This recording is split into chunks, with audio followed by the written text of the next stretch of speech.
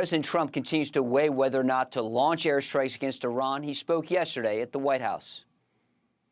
They should have, look, they should have made the deal. I had a great deal for them. They should have made that deal. 60 days we talked about it, and in the end they decided not to do it, and now they wish they did it.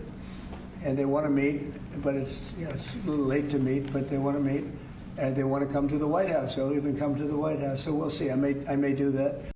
The Iranians say they will not be coming to Washington's mission to the UN, posting no Iranian official has ever asked to grovel at the gates of the White House. The only thing more despicable than his lies is his cowardly threat to take out Iran's supreme leader. Iran does not negotiate under duress, shall not accept peace under duress.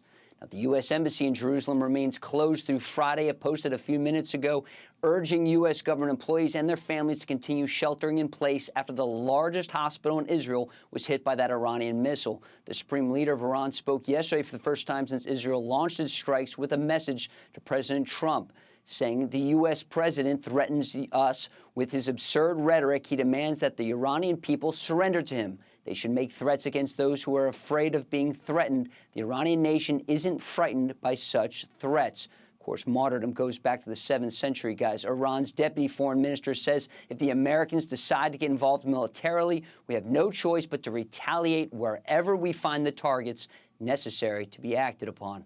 President Trump also says he spoke to Russian leader Vladimir Putin earlier this week.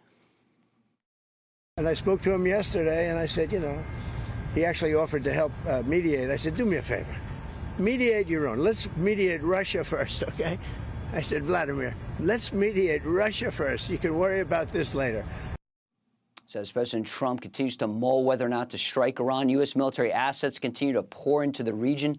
The Israelis also have a ground option for destroying Fordo, its massive nuclear weapons complex buried deep underground, using elite Air Force commandos from Unit 5101, Shell Dog, guys. All right, thank you so much, Lucas.